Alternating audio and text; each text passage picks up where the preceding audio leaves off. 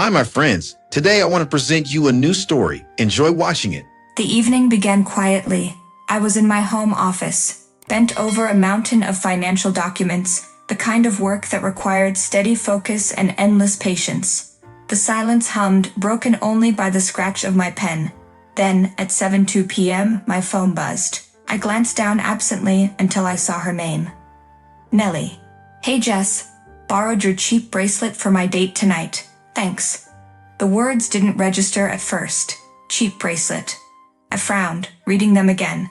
A second buzz followed almost instantly. Don't worry, I'll take good care of it.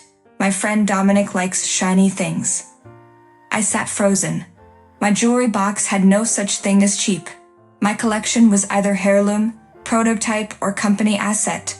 Panic shot through me like an electric current. My chair scraped against the hardwood as I bolted to my bedroom. The jewelry box sat atop the dresser, lid ajar. My heart pounded as I lifted the compartments one by one. The pearls were there. The gold chain. The vintage brooch. But when I reached the back, my worst fear materialized. The velvet slot was empty. The emerald and diamond bracelet. 7 months of design sketches, sourcing stones from Colombia and Belgium. Late nights spent in workshops overseeing every tiny detail. Valuation, $1.6 million. Insurance papers still fresh in my briefcase. And now, dangling from Nellie's wrist. My hand shook as I dialed her number. She answered on the second ring, voice giddy with excitement. Jess. Don't freak out, it looks amazing with my dress. Dominic admired him all evening. Nellie. I forced my voice low, calm. Do you have any idea what you've taken? She laughed. Relax. It's just costume jewelry, right? You've got a ton of it lying around. Don't be such a dragon with your treasure. I closed my eyes, my throat tightening. Listen to me carefully. That bracelet isn't costume jewelry. It's an asset of luxury Eterna diamonds. My company, it's worth. I broke off, unable to say the number yet. She giggled. Oh, come on. You're exaggerating again. You work in a shop in the costume jewelry store, Jess. I'm not a fool. The call ended with her laughter echoing in my ears.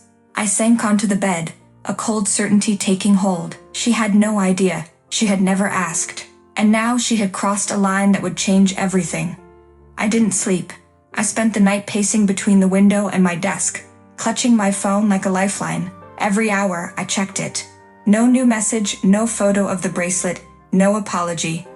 My chest tightened with each tick of the clock. By morning, my patience had cracked. I called her. Nellie answered with a groggy yawn. Jess, it's barely 9. What's your problem? My problem, I said, steadying my tone, is that you've vanished with a bracelet worth more than your car, your apartment, and your entire closet combined. There was a pause, then a dismissive chuckle. You're still on about that. Don't be ridiculous. Stop overreacting. I gripped the phone tighter, nails biting into my palm. Nellie, listen. That bracelet is insured under my company's name. If anything happens to it, it's not just me, it's the business. Do you understand the weight of that?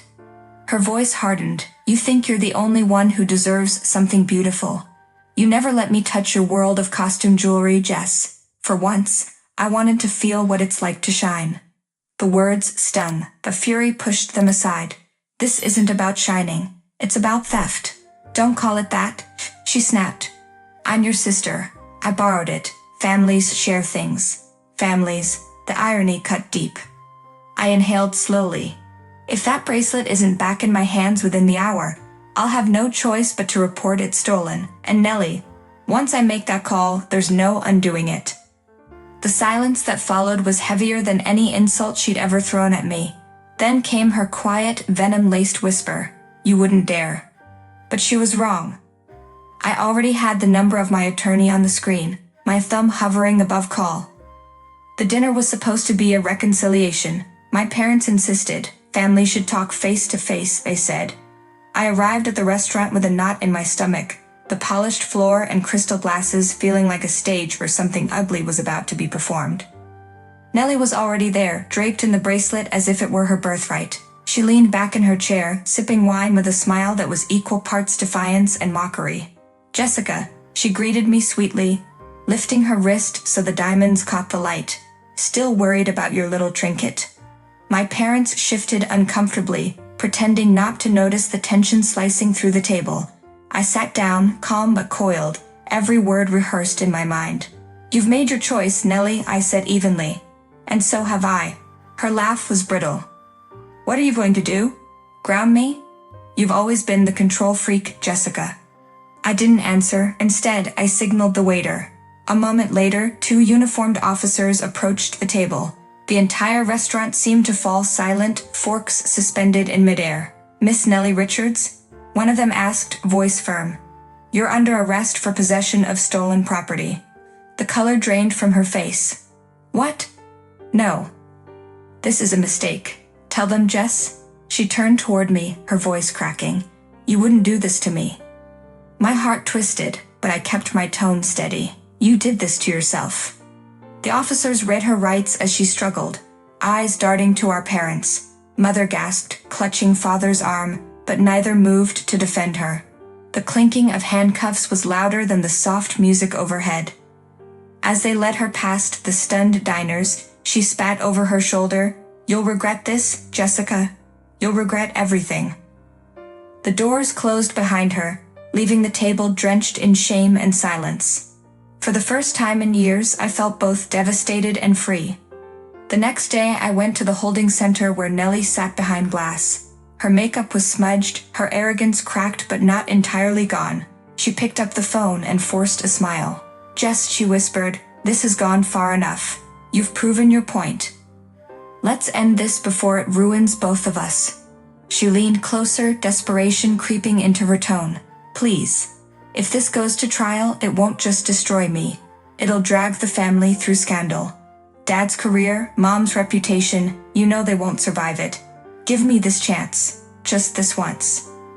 I studied her, weighing the words, the years of betrayal behind them. The bargain she offered wasn't about peace. It was about survival, hers at the expense of mine. I hung up the phone without answering. Her hand slammed against the glass as the guard pulled her away. For the first time, the balance of power had shifted, and she knew it. 2 days later, the detective called me, and I went to see him. The detective slid the file toward me. With your sister's confession, charges will stick. Grand theft carries up to 3 years. I nodded, but something inside me resisted the idea of watching Nellie vanish behind bars. I wanted justice, yes, but also a chance for her to understand the weight of what she had done. When Nellie was led into the room, her bravado had cracked. She avoided my eyes, staring at the floor like a child. You nearly ruined my life, I said quietly. But prison won't teach you the lesson you need. She looked up, startled. Then what? You'll just let me walk? No, I replied firmly. You'll work for me, 7 months. Entry level. Minimum wage. You'll learn the craft I built, the hours it costs, the respect it deserves. Or, I leaned forward, you face charges and a judge decides your fate. Her lips trembled. You make me your employee. Not an employee, I corrected. A student. Choose wisely. The silence stretched. Finally, she whispered, I'll do it. The detective arched a brow but said nothing. My choice was unorthodox, but binding enough. Either redemption or ruin. For the first time, the balance of power shifted. She wasn't the golden sister anymore. She was simply Nellie, and the decision was hers. 7 months passed with grueling days and long nights. I watched Nellie mop floors, sort inventory, and stay late to meet impossible deadlines. She grumbled at first, but slowly her arrogance gave way to something new. Understanding. One evening, she lingered by my desk. I never knew how much work it took. You carried it all alone, and I mocked you. I looked at her, exhausted but proud. Respect isn't owed, Nellie. It's earned. By the end of her term, something in her had changed. She no longer strutted with entitlement but carried herself with quiet purpose. The final test came when we sold the infamous bracelet. Not as contraband, but as art reclaimed. Together, we secured a staggering $1.6 million. This time, she didn't boast. Instead, she placed her hand on mine and said softly, You showed me what value really means. I smiled faintly, not the price tag. The work behind it. For once, she nodded in agreement. We didn't erase the past, but we reshaped it. Justice had not been bars and punishment. It had been labor, humility, and growth. And perhaps in the end, that was the truest victory. Friends, what do you think of this story? Write your opinion in the comments. Would you like more stories? Don't forget to subscribe and hit the bell button so you don't miss any videos. See you tomorrow.